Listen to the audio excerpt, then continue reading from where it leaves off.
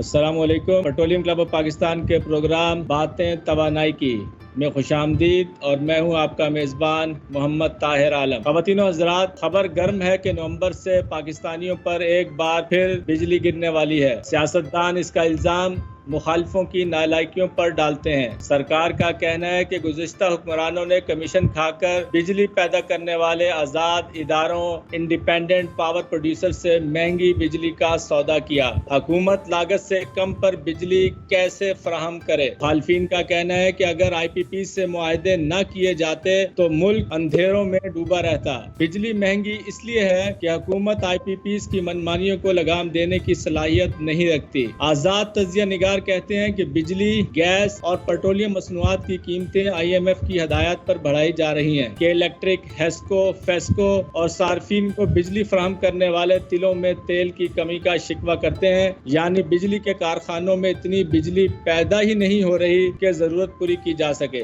جس کی وجہ سے محترمہ بی بی بجلی کوچہ یار کو اندھیرا کر کے رکیب روسیہ کے بام و در کو روشن کر دیتی ہے۔ تکنیکی ماہرین کہتے ہیں کہ بجلی کی مقدار مسئلہ نہیں بلکہ تقسیم کا فرسودہ نظام اس مصیبت کا ذمہ دار ہے۔ شہروں اور آبادیوں کے بے ہنگم اور غیر منظم پھیلاؤ نے تاروں، گرڈ اسٹیشنوں اور تنصیبات کو غیر مؤثر کر دیا ہے۔ اصل معاملہ کیا ہے؟ اس مسئلے کو کس طرح حل کیا جائے کہ ملک کا ہر گھر، محلہ اور شہر ہر وقت پر رونق و روشن رہے، تاروں میں بجلی بلا تعطل پوری قوت سے دوڑتی رہے، بارش کا پہلا قطرہ گرنے سے ہمارے محلوں کو تاریکی میں نہ ڈبا دے۔ اس مسئلے پر آج ہم بات کریں گے پاکستان کے سب سے پہلے اور سب سے بڑے انڈیپینڈنٹ پاور پروڈیوسر ہپکو پاور کے سربراہ جناب کامران کمال سے۔ 20 برس پہلے بلوچستان میں دریائے ہب کے دہانے پر قائم ہونے والی ہپکو پاور کو پاکستان کی پہلی انڈیپینڈنٹ پاور پروڈیوسر ہونے کا اعزاز حاصل ہے۔ ہپکو کے مختلف کارخانوں میں بجلی پیدا کرنے کی مجموعی گنجائش 2920 میگا واٹس ہے۔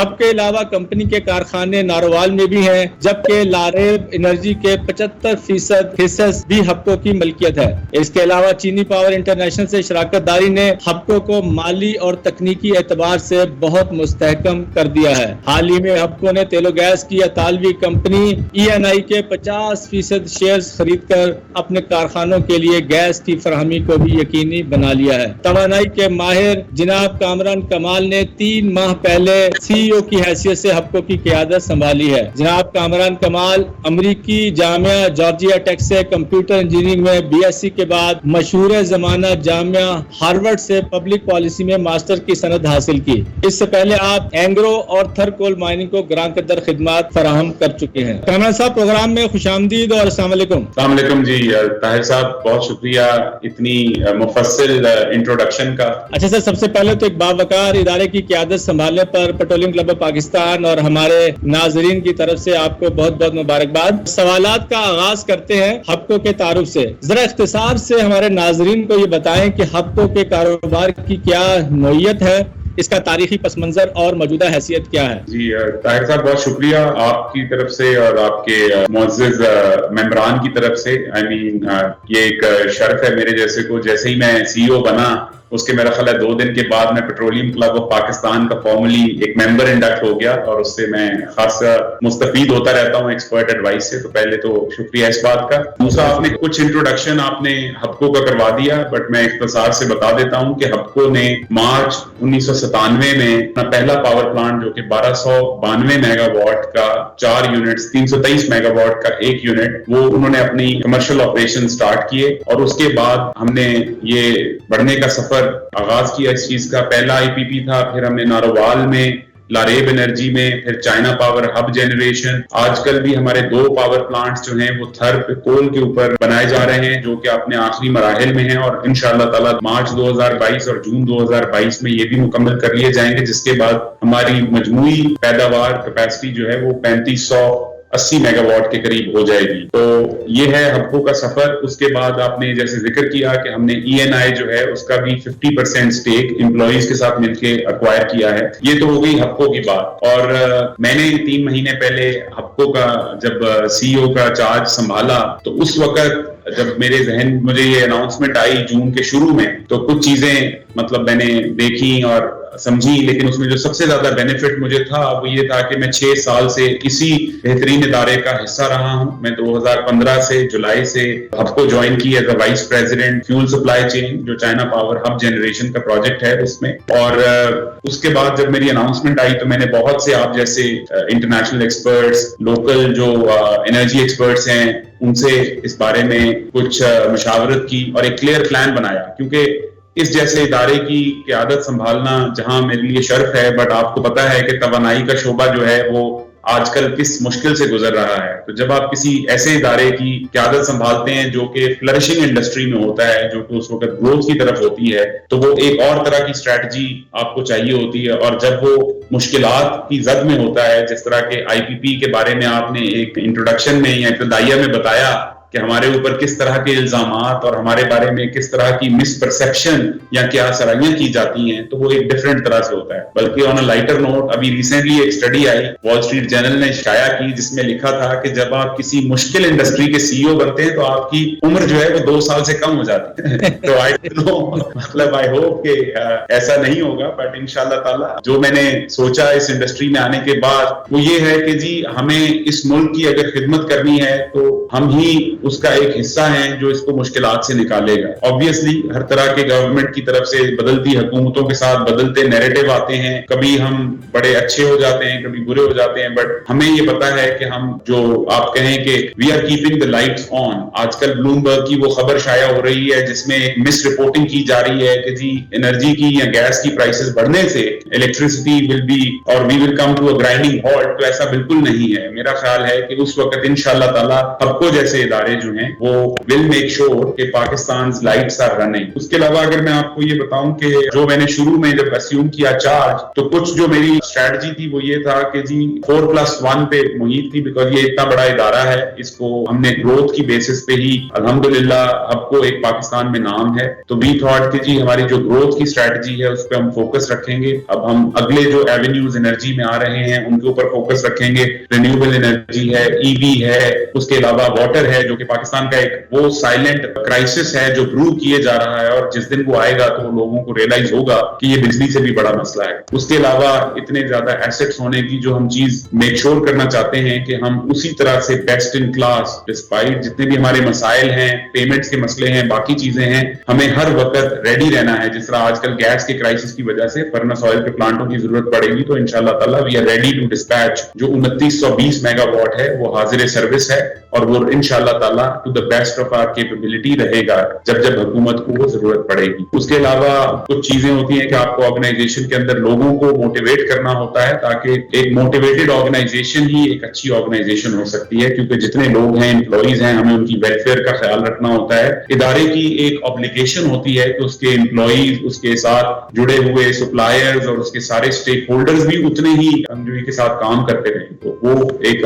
فوکس ہے. دوسرا تھل نووا کے میں نے 2 پروجیکٹس, تھل انرجی لمیٹڈ اور تھل نووا پاور لمیٹڈ کی بات کی, وہ ہمیں ٹائم پہ کمپلیٹ کرنے ہیں. اور اس کے علاوہ جو سب سے مشکل کام ہے, جو جوئے شیر لانے کے برابر ہے, کہ حکومت سے وہ پیسے جو ہمارے واجب الادا پیسے ہیں وہ حاصل کرنا. تمام تر مشکلات کے باوجود in order to keep our self financially viable, وہ ایک ڈیلی طور پہ ہماری ایک ایفرٹ ہوتی ہے. وہ تو that is part and parcel of now, کیونکہ سرکولر ڈیٹ کے ہوتے ہوئے تو وہ بھی ایک ہمارا ٹاپ ایجنڈا ہے. بیکاز کسی بھی آرگنائزیشن کی فائنینشیل اسٹرینتھ یا فائنینشیل وائبلٹی کا راز یہ ہے, مطلب جو پیسے ہیں وہ وقت پہ ملتے رہے, اور ہماری کوشش ہوتی ہے کہ جتنے زیادہ سے زیادہ مل سکیں. تو اس اسٹریٹجی کے ساتھ الحمدللہ پہلے 90 دن کچھ چیزیں بالکل بہتر ہوئیں اور کچھ بہت اچھی ہوئیں, اور ایسے لگا کہ ہم اسپیڈ آف لائٹ سے بڑھ رہے ہیں. اور کچھ مسائل ایسے ہیں جس پہ تھوڑا بہت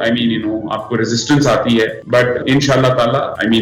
میں اور میری ٹیم بالکل کمیٹڈ ہیں. انشاءاللہ تعالی یہ آپ کو will continue to flourish as it has done over the last 24 years. This is میری کمٹمنٹ ہے اس سے ہبکو کی, نہ صرف ہبکو کی بلکہ پاکستان میں جو باقی انجینئرز ہیں, جو باقی ہمارے اسٹیک ہولڈرز ہیں, ان کے لیے بھی کیا پازیٹیو کریٹ کر سکے ہیں. یہ ایمبیشن ہے ہمارا اور یہ ویژن ہے. زبردست. اچھا کمال صاحب, لوگ کہتے ہیں کہ انڈیپینڈنٹ پاور پروڈیوسرز نے موقع کا فائدہ اٹھاتے ہوئے حکومت سے غیر متوازن معاہدے کیے, یعنی بجلی بہت مہنگے داموں فروخت کی جا رہی ہے. اس الزام کی کیا حقیقت ہے, آپ کا کیا خیال ہے؟ دیکھیں, اس الزام کو کو ہمیں ہسٹوریکل تناظر میں دیکھنے کی ضرورت ہے کہ یہ آخر کیوں ہوا کہ جو 1994 کی پالیسی میں جو ہم نے انٹرنیشنل کمپنیز کو انسینٹیو دیے وہ 2002 میں ہمیں تبدیل کرنے پڑے دوبارہ لوکل کمپنیز کے لیے جن کو روپی ریٹرن دیا گیا اور پھر کوئی انٹرسٹ نہیں تھا تو اس کے بعد ایک فیصلہ کیا گیا اس وقت کی حکومت نے کہ ہمیں لوکل انویسٹر کو بھی اسی طرح انسینٹیوائز کرنا ہے. جب 2002 کی پالیسی میں بہت سے پاور پلانٹس لگ گئے اور پھر اس کے بعد 8000 میگا واٹ تک کی لوڈ شیڈنگ گرمیوں میں ہوتی رہی اور 8-8 گھنٹے کی لوڈ شیڈنگ بڑے شہروں میں جہاں پہ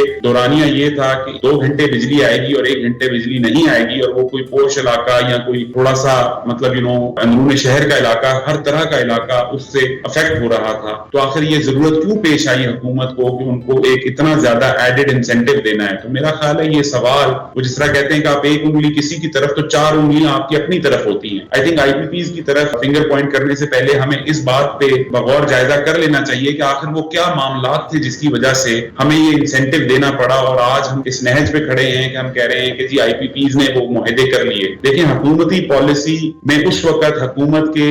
سب سے بہترین ذہن بہترین لوگ انوالو ہوتے ہیں اور یہ اسیوم کرنا کہ کسی ایک ادارے نے یا ایک انڈسٹری نے فورس کر دیا یہ بالکل میرا خیال ہے اس سچویشن کی غلط عکاسی ہے. میرے نزدیک حالات و واقعات جو ہیں وہ ڈٹرمن کرتے ہیں کہ ہمیں کتنا رسک پریمیم پے کرنا ہے. ہمارے جو ایکشنز ڈیلی اور منتھلی اور ایئرلی بیسس پہ ہوتے ہیں اس کی ایک مجموعی طور پہ ایک رسک پروفائل بنتی ہے جو کوئی بھی انویسٹر اس کو ایویلویٹ کرتا ہے اور وہ فیصلہ کرتا ہے کہ کیا میں اس انوائرمنٹ میں پیسے لگاؤں یا نہ لگاؤں. آئی تھنک یہ کہنا کہ آئی پی پیز نے مہنگے سودے کیے میرا خیال ہے اس کا جو سب سے زیادہ ڈرائیونگ فیکٹر ہے وہ پاکستان کے پاور سیکٹر کا رسک پروفائل ہے. کیا وہ فیصلے ہیں کیا وہ محرکات ہیں جس کی وجہ سے یہ رسک پروفائل بڑھتا ہی چلا جا رہا ہے بجائے کم ہونے. آئی تھنک اس کے باوجود بجائے کہ وہ لوگ جو کہ اتنا سرکولر ڈیٹ ہونے کے مطلب باوجود انویسٹ کرتے ہیں یہ کہنا کہ جی انہوں نے بہت مہنگے سودے کیے کچھ لوگوں نے پروجیکٹس نہیں لگائے وہ بہت سے پروجیکٹس جو ایل او آئی لیتے ہیں لیٹر آف انٹینٹ لیتے ہیں وہ کبھی بھی پائے تکمیل تک یا کسی وہ کنسٹرکشن فیز میں بھی نہیں جاتے. تو ان میں سے صرف وہ 10 بہادر ہیں 100 میں سے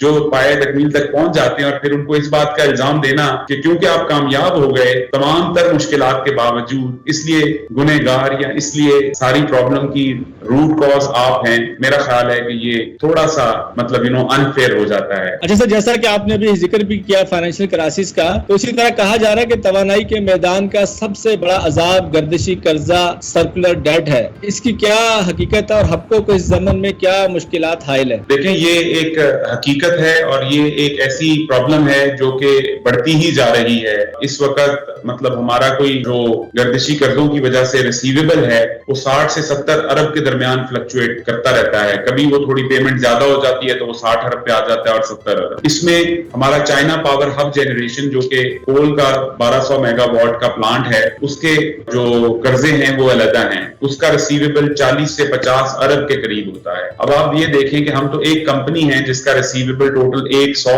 سے 120 ارب تک پہنچ جاتا ہے اور پوری سیکٹر کا جو ریسیویبل ہے وہ 2.7 کھرب روپے تک پہنچ جاتا ہے. تو اب آپ مجھے بتائیں ایسے تو گھر نہیں چلتے جہاں پہ آمدن کم ہو اور خرچے زیادہ ہوں. تو جو ہمیں پیمنٹ ملتی ہے وہ صرف اس قابل ہمیں کرتی ہے کہ ہم اپنے قرضوں کی بر وقت ادائیگی کر سکیں اور اپنے آپریشنز جو ہیں ان کو چلا سکیں. باقی چیزوں کے لیے اسٹرگل جاری ہے. میرا خیال ہے کہ شاید ہمیں الزام ہماری کیپیبلٹی سے زیادہ دیا جاتا ہے کہ جی I P Ps are the root cause. دیکھیں ہم اس کا پارٹ آف دا پرابلم تو ہو سکتے ہیں لیکن انٹائر پرابلم نہیں ہے. میرا خیال ہے جس چیز کا ہمیں بغور جائزہ لینے کی ضرورت ہے وہ ہے ڈسٹریبیوشن کمپنیز. ہر وہ بندہ جو اس سیکٹر کو بہترین طریقے سے سمجھتا ہے وہ اس بات پہ متفق ہے کہ ان گردشی قرضوں کا جو حل ہے وہ اس سیکٹر کی ریفارمز کے بغیر ممکن نہیں ہے. میرا نہیں خیال کہ کوئی بھی ایسا فارمولا کوئی بھی ایسا سولوشن ہے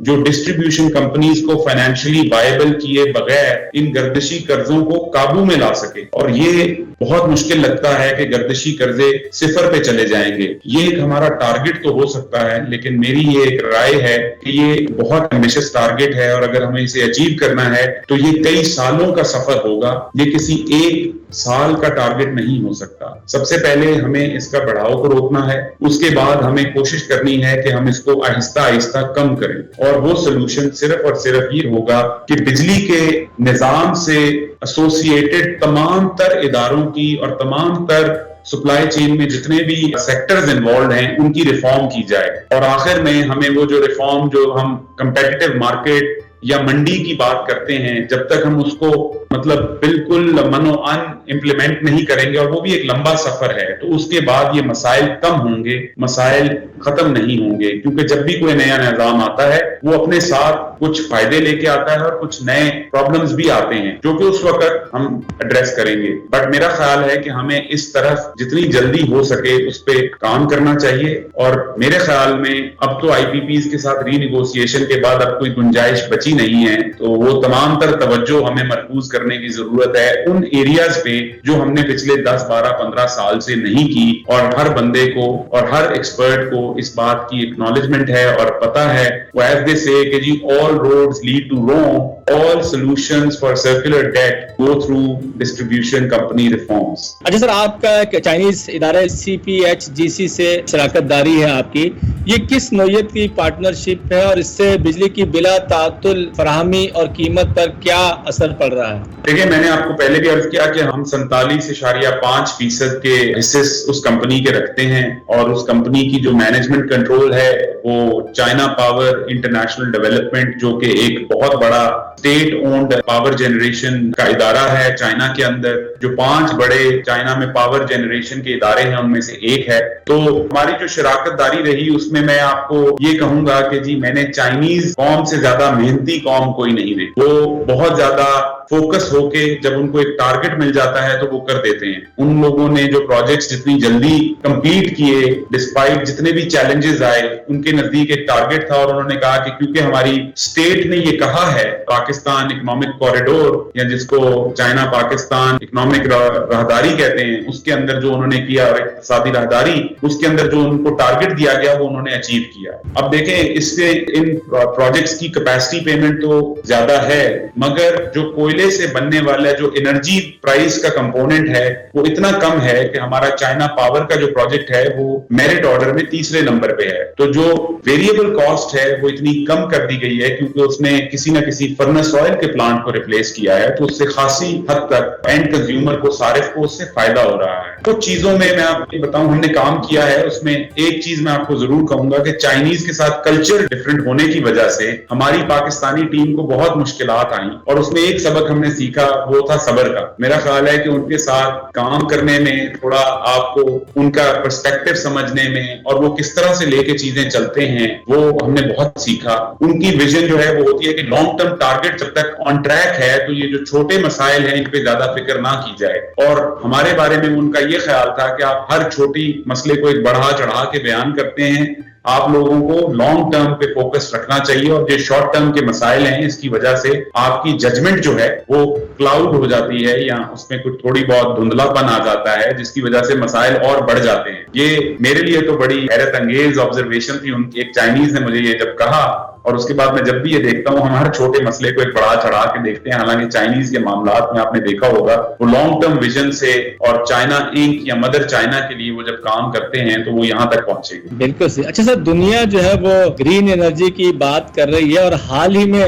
چائنا نے کوئلے سے چلنے والے پاور پلانٹ پر سرمایہ کاری معطل کرنے کا اعلان کر دیا ہے، یہ ایک بڑی خبر ہے، تو اس فیصلے کو ہم کو کس طرح دیکھتی ہے؟ دیکھیں، یہ ایک بڑی خوش آئند بات ہے۔ میرا خیال ہے کہ چائنا نے جو یہ خبر دی اس میں ایک کلیریفیکیشن دے دوں کچھ لوگوں کو، یہ میرے سے بہت سے لوگوں نے سوال کیا، تو انہوں نے یہ کہا ہے کہ یہ جو وہ کوئلے کی فائنینسنگ نہیں کریں گے، وہ نئے کوئلے کے لگنے والے پلانٹ ہیں، اور وہ انٹرنیشنل پلانٹس کی بات کر رہے ہیں، نہ تو وہ اپنے پاور پلانٹس کی بات کر رہے ہیں، نہ ان پاور پلانٹس کی بات کر رہے ہیں جو انڈر کنسٹرکشن یا انڈر ڈسکشن ہیں اس وقت۔ تو ایک تو اس کی کٹ آف ڈیٹ آئے گی، دوسرا ہم نے یہ دیکھا کہ چائنا نے اب یہ ریئلائز کر لیا ہے، کیونکہ وہ ایک سپر پاور کلیم کرنا چاہتا ہے اپنے آپ کو اور اس طرح کی رسپیکٹ چاہتا ہے، تو اس نے یہ ریئلائز کر دیا ہے کہ جو گلوبل ایجنڈاز ہیں اس کو ایز اے اپوزیشن کی بجائے اونرشپ لینی پڑے گی۔ تو یہ ایک اچھی بات ہے۔ اگر آپ آج دیکھیں کہ جو سولر اور وینڈ اور ان چیزوں میں جتنی بھی اکوپمنٹ ہے یا مارکیٹ لیڈر کی پوزیشن ہے وہ تمام تر چائنیز کمپنیز کی ہے، تو یہ ایک گڈ اچھا بزنس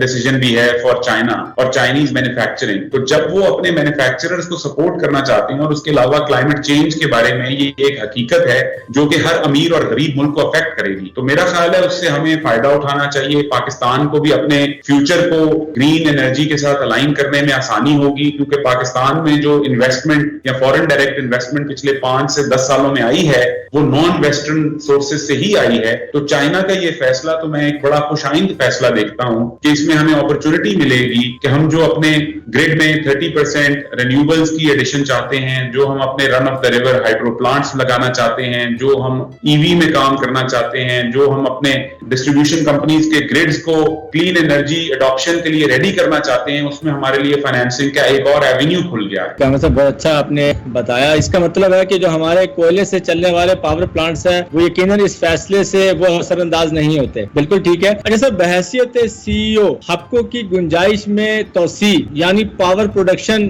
میں اضافہ اور کاروبار کو بہتر بنانے کے لیے آپ کی کیا حکمت عملی ہوگی؟ دیکھیں, میں نے پہلے بھی اس کا مختصر ذکر کیا تھا. وہ یہ ہے کہ ہم ایز اے گروتھ کمپنی دیکھتے ہیں کہ جو بھی انرجی اسپیس میں اپرچونٹی ہے ہم اس کا کس طرح بہترین فائدہ اٹھا سکتے ہیں. اور اوور آل جیسے میں نے کہا کہ ہم جب فائدے کی بات کرتے ہیں تو ہم صرف بذات خود ایز اے ادارہ نہیں بات کرتے, ہم اوور آل پاکستانی کانٹیکسٹ میں بات کرتے ہیں. ہمارے سے منسلک جتنے بھی ادارے اسٹیک ہولڈرز ہیں, تو آج کل جو ہماری گروتھ کی اسٹریٹجی ہے وہ رینیوبلز انرجی پہ فوکسڈ ہے. جو میں نے مرچنٹ مارکیٹ کا ذکر کیا, ہم اس کو بھی بڑی قریب سے دیکھ رہے ہیں, اس کی ڈیولپمنٹس وہاں کیا اپرچونٹی ہو سکتی ہے. اس کے علاوہ آج کل الیکٹرک وہیکلز, بیٹری سٹوریج, یہ چیزیں ابھی انوویشن کرو کے ارلی سٹیجز میں ہیں. تو پاکستان کیونکہ ان چیزوں کا کنزیومر ہے, انوویشنز میں R&D میں صف اول کا ملک نہیں ہے, تو اس لیے ہم اس کو دیکھ رہے ہیں کہ وہ کون سی ایسی ٹیکنالوجی, وہ کون سی ایسی مطلب سولوشن ہے جو پاکستان کے لیے بہترین ثابت ہوگا. ہم اس کے لیے بھی ہماری ایک ٹیم اس پہ کام کر رہی ہے. جو سب سے زیادہ میں کہوں گا کہ جی پراسپیکٹ رکھتا ہے وہ واٹر ریسائکلنگ ہے, کیونکہ پاکستان کا سب سے بڑا مسئلہ ہے کہ پاکستان آلریڈی واٹر اسکیئرس کنٹری ہے. پاکستان میں پانی کے جو ذخائر ہیں, ہم اللہ نے ہمیں بہت نوازا, اور وہ جو گلیشیئرز ہمالیہ اور کراکرم کے اوپر, ہمالی اور کراکرم کے اوپر میلٹ ہوتے ہیں, اس سے ہمارے دریاؤں میں پانی آتا ہے. لیکن ہماری جو پانی کے استعمال کی پریکٹسز ہیں وہ سسٹینیبل نہیں ہیں, اور اس کو دیکھتے ہوئے ہم نے گورنمنٹ آف سندھ کے ساتھ ایک منصوبے میں ہم کام کر رہے ہیں جس میں ہم ویسٹ واٹر کو ٹریٹ کر کے انڈسٹریل گریڈ واٹر پرووائڈ کریں گے ان انڈسٹریز کو جو کہ پانی کا استعمال واشنگ کے لیے اور نان ہیومن کنزمپشن کے غیر انسانی استعمال کے لیے بہت کرتے ہیں. مثلا انہوں نے اگر اپنی ٹیکسٹائل ہے, اگر ان کا کوئی کیمیکل واشنگ پلانٹ ہے یا کوئی اور طرح کا استعمال ہے, تو ہمارا یہ خیال ہے کہ اگر ہم اس کو waste water, treated waste water سے ریپلیس کر دیں تو وہ پانی جو کہ کسی انسانی استعمال میں آ سکے, تو یہ ہماری بہترین کنٹریبیوشن ہوگی اس ملک کو سسٹینیبل واٹر یوز کی طرف لے جاتے ہوئے. یہ نہ صرف پاکستان کا مسئلہ ہے بلکہ یہ دنیا بھر کا مسئلہ ہے کہ پانی کے ذخائر بلا شبہ ہم 75% پانی سمندروں میں ہے, لیکن پھر بھی وہ قابل استعمال بنانے کے لیے ایک ایفرٹ کرنی پڑتی ہے. تو ہم ریسائکل واٹر پہ بہت زیادہ آپٹیمسٹک ہیں, اور ہمارے خیال میں یہ ایک آنے والے وقت کا اسکیلیبل ایریا ہوگا, تو اس پہ ہے. اس کے علاوہ میں نے آپ نے جیسے شروع میں ذکر کیا تھا, ہم نے ENI کی ایسٹس کی ایکوزیشن کر رہے ہیں. اس میں بھی ہمارا یہ خیال ہے کہ ہپکو جیسی کمپنی جس نے $4 بلین سے زیادہ کے پاور پروجیکٹس میں انویسٹمنٹ کی ہے اور اب وہ پایا تکمیل کے آخری مراحل میں ہیں, تو انرجی سیکٹر میں جو دوسرا ایریا ہے E&P, جہاں پہ بہت سے لوگ مطلب پاکستان سے ایگزٹ کر چکے ہیں, لیکن پاکستان کی اچھی کمپنیز جو ہیں اس گیپ کو فل کر رہی ہیں, تو ہم نے اس میں اپرچونٹی دیکھی اور انشاءاللہ تعالی ہم اس کو بھی آؤ کی طرف لے کے جائیں گے. بیکاز ENI میں تو آپ کو پتا ہے کہ کچھ عرصے سے جو ہے وہ E&P سیکٹر میں اتنی انویسٹمنٹ نہیں ہوئی, لیکن انشاءاللہ تعالی ہمارا بالکل فوکس ہے, ہم اس کو بھی بڑھائیں گے. جس طرح آپ نے ENI کا ذکر کیا, تو پیٹرولیم کلب سے وابستہ افراد خصوصی طور پہ ENI سے ہپکو کی شراکت داری بڑی ہی دلچسپی سے دیکھ رہے ہیں. تو ہمارے ناظرین یہ یقیناً جاننا چاہیں گے کہ ENI کے حصے خریدنے کے کیا محرکات ہیں اور اس سے ہپکو اور اس کے صارفین کو کیا فائدہ پہنچے گا. میں ایکسپلین کر دیتا ہوں. وہ ایک اپرچونٹی آئی جب ENI نے اپنے ایگزٹ کرنے کا فیصلہ کر لیا کہ جی ہم پاکستانی, اور یہ پاکستان سے نہیں, انہوں نے 10-12 ملکوں سے اپنے آپریشن سے ایگزٹ کرنے کا فیصلہ کیا. پاکستان بھی ایک ان کی ٹیریٹری تھی, اور جب انہوں نے اپنے حصے بیچنے کا فیصلہ کیا تو انہوں نے بہت سے لوکل اور انٹرنیشنل انویسٹر سے رابطہ کیا. آخرکار انہوں نے, یہ ہر انٹرنیشنل کمپنی کرتی ہے کہ وہ اپنے امپلائیز کو بھی ایک چوائس دیتی ہے کہ اگر آپ کا گروپ آف امپلائیز اگر چاہتے ہیں کسی انویسٹر کے ساتھ مل کے, تو ہم آپ کو پریفرنشل بیسس پہ یا ہم آپ کو ایک اور موقع دیں گے. اور اس کی سب سے سنہری مثال پاکستان میں اینگرو کا امپلائی بائی آؤٹ ہے, جس میں کہ امپلائیز نے مل کے IFC جیسے اور CDC جیسے مشہور زمانہ ڈیولپمنٹ فائنینشیل انسٹیٹیوشنز کے طور پہ پارٹنرشپ کے ساتھ ایکوزیشن کی. تو ہم نے ہب پاور کمپنی کے پاس جب یہ اپرچونٹی آئی تو ہم نے دیکھا کہ جی ہمارے پاس اگر ایک ایسا گروپ آ رہا ہے جو کہ ENI پاکستان کے ایسٹس اور انٹرنیشنل ایسٹس پہ بھی کام کر چکا ہے اور انتہائی تجربے کار ہے اور وہ 50% پارٹنرشپ لے رہا ہے, تو ہمارے جیسی کمپنی ہمیشہ گروتھ دیکھتی ہے. ہم نے دیکھا کہ یہ ایک ایسا سیکٹر ہے جو آنے والے وقت میں انشاءاللہ تعالی اور بڑھے گا. تو یہ ایک ہمیں اپرچونٹی پرووائڈ کر رہا ہے کہ ہم پاور سیکٹر سے نکل کے اپنے آپ کو ڈائیورسفائی کریں. اور کیونکہ پاور سیکٹر میں اس وقت اپرچونٹیز کیونکہ اتنی کیپیسٹی آ چکی ہے کہ آنے والے وقت میں تھوڑا سلو ڈاؤن ہے, تو ہم نے سوچا کہ ہم اپنی گروتھ والی جو ہے وہ اس طرف مرکوز کریں. تو جو انہوں نے ہمیں گروتھ کے پلانز بتائے, اپرچونٹی بتائی, تو یہ تو ایک جیسے کہتے ہیں نا نو برینر تھا کہ آپ کے پاس بنی بنائی ایک ایسی ٹیم جو کہ بہترین طریقے سے ان ایسٹس کو مینج کر رہی ہے اور نہ صرف یہاں کر رہی ہے, بہت سے ملکوں میں ENI ان کو پلیس کر کے بہت سے پروجیکٹ بڑھا چکی ہے. تو اور وہ ہمارے ساتھ پارٹنر بننا چاہتے ہیں, تو ہم نے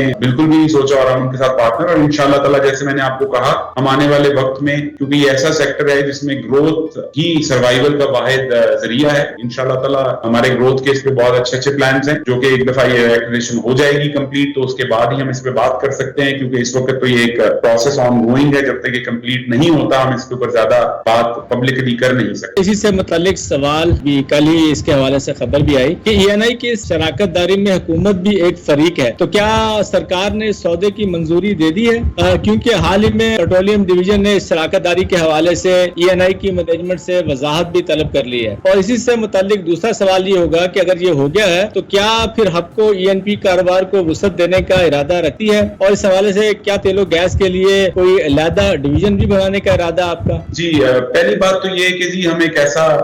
مجھے صرف اعتراض یہ آپ کے صارفین کے لیے بھی اور مطلب معزز ممبران کے لیے بھی, دیکھیں ایک پارٹ آف پروسیس ہوتا ہے. جب آپ کبھی بھی کوئی ٹرانزیکشن ہوتی ہے تو اس میں حکومت ایک بالکل فریق ہوتی ہے اور اس کا بالکل حق ہے کہ وہ کچھ وضاحتیں مانگے, لیکن جس رنگ سے اس کو پیش کیا جاتا ہے وہ صرف افسوس ہوتا ہے کہ کبھی بھی آپ اس ملک میں انویسٹمنٹ کرتے ہیں تو اس کو ایک غلط رنگ دے دیا جاتا ہے. دیکھیں ہم نے اپنے پاور پلانٹس کی O&M آپریشنز جب ٹیک اوور کیا انٹرنیشنل کمپنیز سے تو بہت سی وضاحتیں PPIB کا جو ادارہ ہے پرائیویٹ پاور انفراسٹرکچر بورڈ, انہوں نے ہمارے سے بہت سے سوالات پوچھے کہ آپ کیا اس قابل ہیں, آپ کی ٹیم اس قابل ہے کہ وہ اس کو ٹیک اوور کر سکے, آپ کا کیا ایکسپیرینس ہے, آپ کو لگتا ہے کہ آپ اس کو اسی طرح سے چلا سکیں گے اور وہ چیزیں کر سکیں گے. تو وہ ہم نے جواب دیا کبھی کسی نے نہیں پوچھا, لیکن اگر directorate general of petroleum concessions ہی ہمارے سے پوچھتا ہے تو اس کو یہ رنگ دے دیا جاتا ہے کہ شاید پتہ نہیں یہ کوئی رات کے اندھیرے میں ڈیل ہوئی اور اس طرح سے. میرا خیال ہے یہ ان کا بالکل حق ہے اور جواب ہمیں دینا ہے, کیونکہ ہمیں ہر اس ادارے کی کو تسلی بخش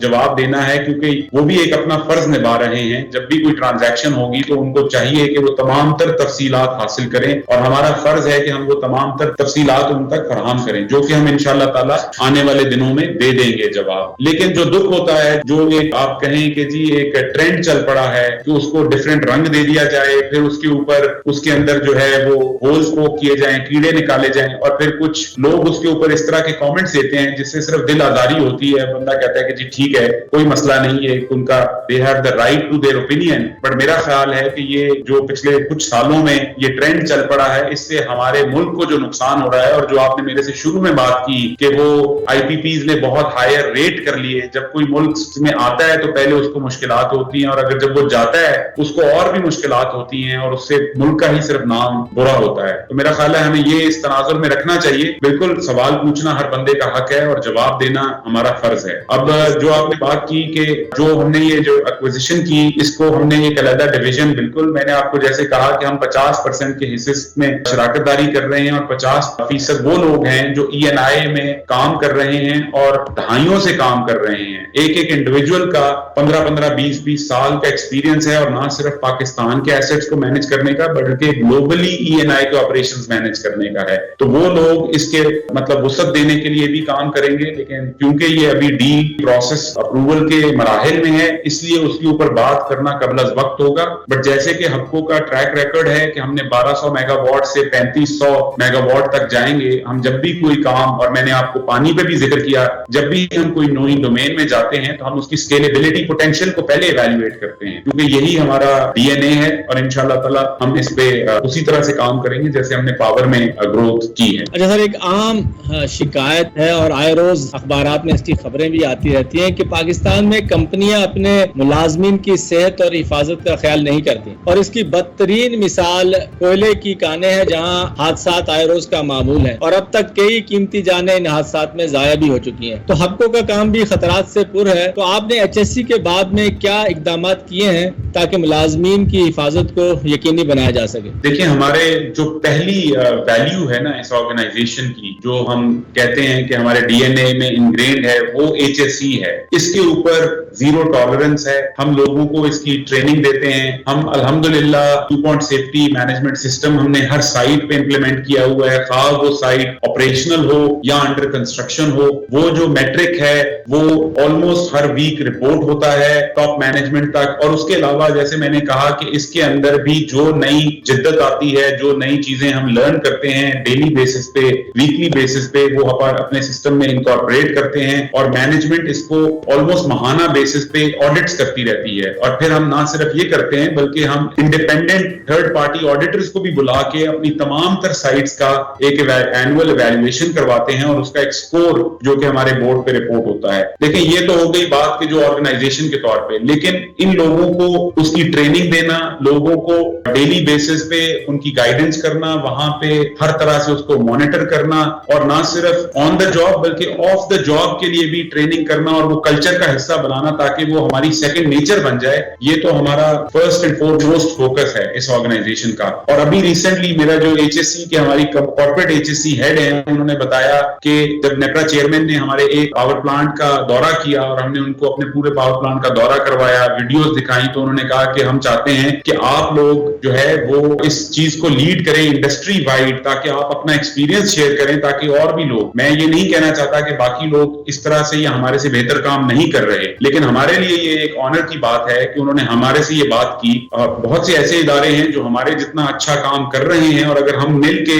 تمام تر انڈسٹری کے لیے ایک HSC سٹینڈرڈ سیٹ کر سکیں تو اس سے زیادہ بڑی فخر کی بات ہمارے لیے کیا ہو سکتی ہے۔ اور آخر میں آپ کو یہ بتاؤں کہ ہمارے لیے جو سالانہ بونس ہوتا ہے وہ بھی ہمارے HSC کے بینچ مارک کے ساتھ اور ایک ٹارگٹ کے ساتھ لنکڈ ہوتا ہے، کیونکہ دیکھیں وہ جس طرح کہتے ہیں نا کہ ایک انسینٹیو بھی ہوتا ہے ہر امپلائی کے لیے اور ادارے کے لیے کہ ہمیں اس چیز کی حفاظت کرنی ہے، اپنے اثاثوں کی اور اپنے انسانی جانوں کی، اور ہم اس کو بہت کیئرفلی دیکھتے ہیں۔ اور اس کا جیسے میں نے پورا ایک نظام بتایا، وہ ہمارے لیے ہر سائٹ پہ سب سے زیادہ امپورٹنٹ ہے۔ جب بھی کوئی وزٹر آتا ہے، چاہے وہ CEO ہی کیوں نہ ہو، اس کی پہلے سیفٹی انڈکشن کی جاتی ہے، اور اگر وائلیشن ہو تو جونیئر سے جونیئر امپلائی، سینئر سے سینئر امپلائی یا گیسٹ کو ہائی لائٹ کر سکتا ہے کہ جی آپ سیفٹی وائلیشن کر رہے ہیں، لہذا you are not allowed to enter or do this anymore. تو یہ کلچر ہم نے وہاں پہ امپلیمنٹ کیا ہوا۔ سر، انوائرمنٹل پولوشن، ماحولیاتی آلودگی دور حاضر کی صنعتی ترقی کا بدترین تحفہ، اس حوالے سے حقوں کی کیا حکمت عملی ہے؟ دیکھیں، جیسے میں نے آپ کو کہا کہ although ہم نے کوئلے کے آلموسٹ 2000 میگا واٹ کے منصوبے لگائے ہیں، لیکن ہم نے اس کو بیسٹ انٹرنیشنل پریکٹسز کے ساتھ امپلیمنٹ کر رہے ہیں۔ ہم اس کے اندر جو بھی کوئلے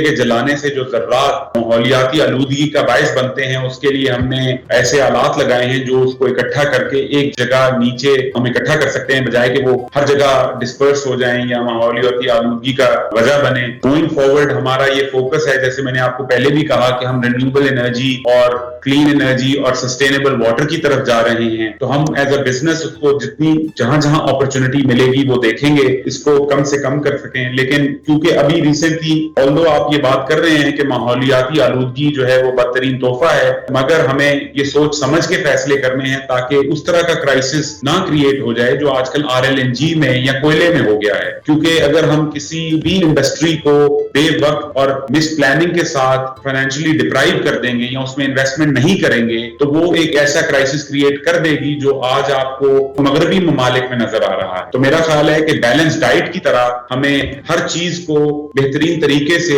اپنے انرجی مکس کا حصہ رکھنا چاہیے اور وہ چیزیں کر لینی چاہیے جو ماحولیاتی آلودگی کو کم کریں، لیکن کوئی بھی ابرپٹ ایکشن جو ہے اس کا ایک ری ایکشن آتا ہے جو کہ اب ہم گیس کی پرائسنگ کی صورت میں بھگت رہے ہیں، اور وہ تمام معاشرے معاشرے, نہ صرف پاکستان, انڈیا یا کوئی مشرقی ملک بلکہ مغربی ملک بھی اس کرائسس کا حصہ بن گئے ہیں. تو اس سے جو سبق حاصل ہو رہا ہے, ہمیں یہ ایک حقیقت ہے اور ہمارا پلان ایسا ہونا چاہیے جو کہ کسی بھی مشکل کو مطلب کریٹ نہ کر دے. تو یہ ہے میرا اس پہ کمٹمنٹ ہے, اور ہم تو ایز اے ادارہ ہیں جو پہلا ہائیڈرو پاور پلانٹ بھی ہپکو جیسی کمپنی نے اس کے حصے خریدے تھے. تو we are committed as much as anybody else to the climate change. ایک اہم سوال جس کا بھی آپ نے ذکر بھی کیا کہ کمپنیوں کو اپنے معاملات میں حکومتی مداخلت کی بہت شکایت رہتی ہے. غیر ضروری ضابطوں اور پابندیوں سے جہاں کام دشوار ہے وہیں پیداواری لاگت بھی بڑھ جاتی ہے, جس کی حتمی قیمت بالآخر صارفین کو ہی ادا کرنی پڑتی ہے. اس حوالے سے نیپرا اور پرائیویٹ پاور بورڈ PPIB وغیرہ کے لیے کیا مشورہ ہے, اور ایسا کیا طریقہ کار اختیار کیا جائے کہ شفافیت اور نگرانی تو مؤثر ہو لیکن غیر ضروری مداخلت سے کام متاثر نہ ہو؟ دیکھیں یہ مداخلت جو ہے نا, اگر حد سے بڑھ جائے تو ہی یہ ایک مشکل کا باعث بنتی ہے. جو میں نے پہلے بھی آپ سے کہا کہ جی ایک ادارہ ہے, اس کا فرض ہے کہ وہ ہمارے سے سوال پوچھے اور ہم اس کا جواب دیں. لیکن اگر آپ کا انٹینٹ یا آپ کی سٹارٹنگ پوزیشن ایسی ہو کہ آپ ہر چیز کو شک کی نگاہ سے دیکھنا شروع کر دیں تو پھر تو مشکلات بڑھتی جائیں گی, کم نہیں ہوں گی. لیکن جو ایک انوائرمنٹ کریٹ ہو گیا, مطلب ڈیسیژن کیا گیا ہے یا جو اس وقت کے حالات کے تناظر میں ایک فیصلہ کیا گیا ہے, اگر میں اس کو شک کی نگاہ سے دیکھنا شروع کر دوں اور اس میں اتنے ڈیلیز آ جائیں تو وہ ظاہری بات ہے مشکلات کریٹ کرے گا, ایک ایسی انوائرمنٹ کریٹ کرے گا کہ لوگ اچھے کام کرنے سے بھی رک جائیں گے اور پھر اس کی وجہ سے آپ کا رسک پریمیم بڑھ جائے گا. میرا خیال ہے کہ میں ان لوگوں سے بھی ایمپتھائز کرتا ہوں جو کہ سرکاری اداروں میں کام کرتے ہیں, بیکاز جو پچھلے کچھ سالوں میں ان کو بھگتنا پڑا یہ اسی کے اثرات ہیں کہ وہ بھی ہماری طرح انسان ہیں, وہ بھی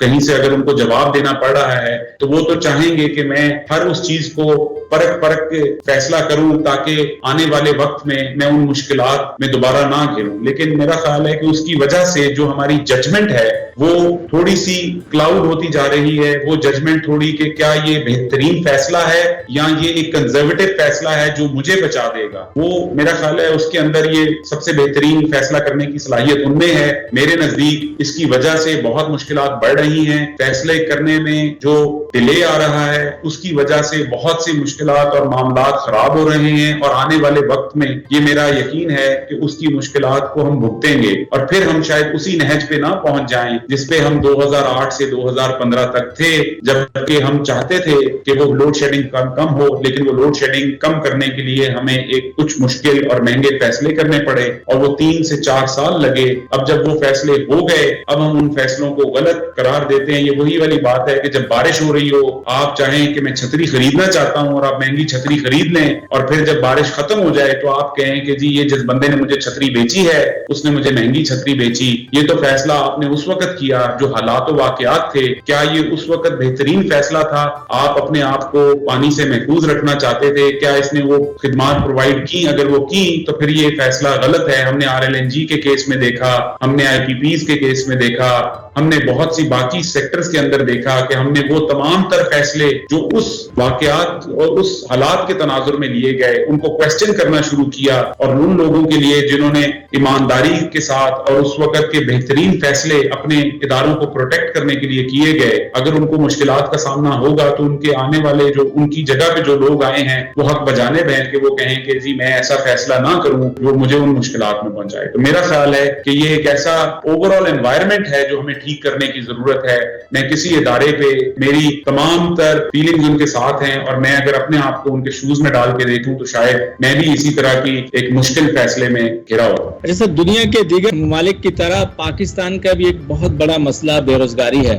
جس سے مالی پریشانیوں کے علاوہ نوجوانوں میں مایوسی اور منفی سوچ پیدا ہو رہی ہے. روزگار کے مواقع پیدا کرنے کے لیے حقوں کی کیا حکمت عملی ہے, اور اس کے ساتھ ہی جیسے آپ نے ENI سے شراکت کی ہے تو کیا تیل و گیس کے شعبے میں ENI کی شراکت داری میں بھی کوئی اضافی بھرتیوں کا منصوبہ ہے؟ دیکھیں طاہر صاحب, میں نے آپ سے ذکر کیا کہ چائنیز جہاں بڑے زبردست لوگ ہیں وہاں بڑے مشکل ہیں. جو ایک گلہ ہمیں تھا کہ جی پاکستان میں لگا ہوا پاور پلانٹ جو ہے اس میں زیادہ تر افراد جو ہیں اور انجینئر جو ہیں وہ چائنا سے آتے ہیں. تو ابھی ریسنٹلی ہماری ان سے یہ کمٹمنٹ تھی, جب ہم نے چائنا پاکستان اکنامک کوریڈور میں پارٹنرشپ بھی کی تو ہم نے ان کو کہا تھا کہ جی پاکستانی انجینئرز بھی اتنے اچھے ہیں اگر بہتر نہیں ہیں. تو ہم نے ہمیشہ کوشش کی ہے. تو ابھی جو ریسنٹلی ہمیں ایک بریک تھرو تھرو ملا ہے کہ اس پلانٹ کی جو آپریشنز اور مینٹیننس ہے 1320 کا جو چائنا پاور ہب جنریشن ہے وہ ہم ایک جوائنٹ وینچر چائنیز پارٹنر کے ساتھ مل کے بنائیں گے، اور وہ ایک کمپنی بنے گی جس کے اندر شروع سے ہماری کوشش ہے کہ 65% جو لوگ ہوں گے وہ پاکستانی ہوں گے، اور کچھ سالوں میں جب وہ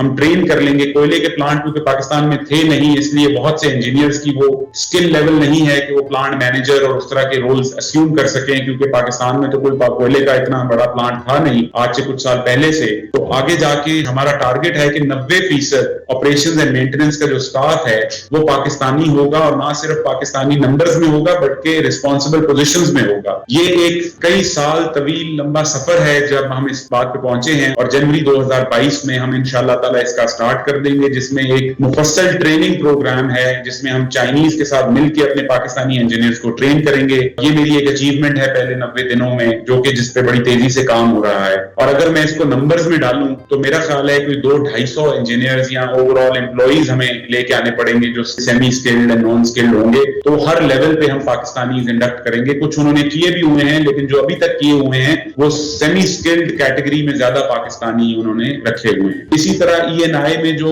ورک فورس ہے وہ بھی ہم انشاءاللہ تعالی جب ان کے گروتھ کے پلانز پہ کام کریں گے، جیسے میں نے کہا کہ ہمارے پاس تو پاکستانی ورک فورس ہے اور ٹرینڈ ورک فورس ہے، انشاءاللہ تعالی ہم پاکستانی انجینئرز کو ہی اور پاکستانی ورک فورس کو ہی امپلوائے کریں گے اور انگیج کریں گے اور گروتھ کریں گے، تو وہ بھی ہمارا اسی طرح کا ہے۔ اور ہبکو میں بھی آپ کو پتا ہے کہ ہبکو سٹارٹ کی تھی انٹرنیشنل پاور نے، اور اس کے بعد تمام تر لوگ آج جو اس ادارے کو آگے لے کے چل رہے ہیں پچھلے 1 دہائی سے زیادہ کے عرصے سے، وہ پاکستانی ہیں۔ تو پاکستانی آر دا بیسٹ، انشاءاللہ تعالی ہم اسی کمٹمنٹ کے ساتھ آگے بڑھیں گے۔ سر آخری بات، خواب اور قومی امنگوں کی توانائی میں خود کفالت اور ماحول دوست توانائی تک ہر شہری کی رسائی تمام آزاد دنیا کا قومی ہدف ہے۔ اس سلسلے میں آپ کیا پیغام دینا چاہیں گے؟ دیکھیں، جو ماحولیاتی آلودگی یا خود کفالت، یہ دو ایسے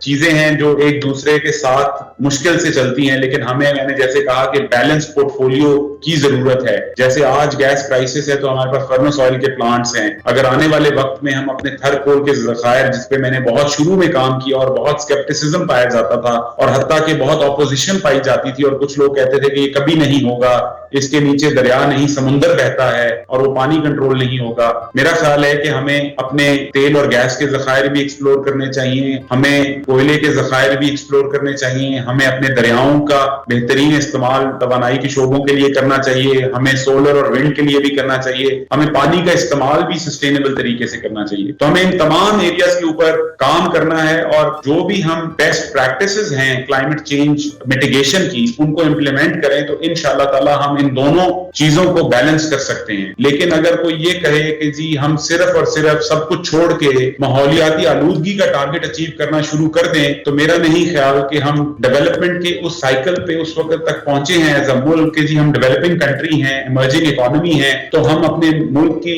معاشی ترقی کے لیے وہ مشکلات پیدا نہ کریں تو بہتر ہوگا۔ لیکن ایک ریسپانسبل گلوبل سٹیزن کی طرح پاکستان کو کوشش کرنی چاہیے کہ جو بھی بیسٹ پریکٹسز ہیں وہ امپلیمنٹ کی جائیں۔ اور میں آپ کو یہ بتا سکتا ہوں کہ جب آپ تھر کول جیسے ادارے کو دیکھنے جاتے ہیں تو وہاں ہریالی ہے، وہاں آپ کو ڈسٹ اڑتی بھی نظر نہیں آتی، اور وہ جو آپ پرانی تصویریں انڈیا اور چائنا کے پرانے 50 سال پرانے پاور پلانٹس کی دیکھتے ہیں، ایسا ہرگز نہیں ہے۔ میرا خیال ہے کہ جو بھی وہاں جاتا ہے وہ حقیقت مختلف ہے، اور اگر آپ ساہیوال کا کول پلانٹ، پورٹ قاسم کا کول پلانٹ یا ہمارا چائنا پاور ہب جنریشن کا کول پلانٹ دیکھیں تو کوئی بھی وہاں ایسا کالا سموک نظر نہیں آتا جو میڈیا میں یا باقی جگہوں پہ کلائمیٹ چینج والے دکھاتے ہیں۔ جو ایفیشنسی اور جو حالات وہ 50-60 سال پرانے پاور پلانٹس کے ہیں، نہ تو وہ وہاں یہاں لگے ہیں اور نہ ہی ایسی، ہم نے ان سے سبق سیکھا اور بہترین ٹیکنالوجیز امپلیمنٹ کی ہیں پاکستان میں۔ تو انشاءاللہ تعالیٰ اگر ہم اس پہ فوکس رکھیں دونوں تینوں چاروں ٹیکنالوجیز کے اوپر، تو ہم خود کفالت کی طرف بھی جا سکتے ہیں اور اپنا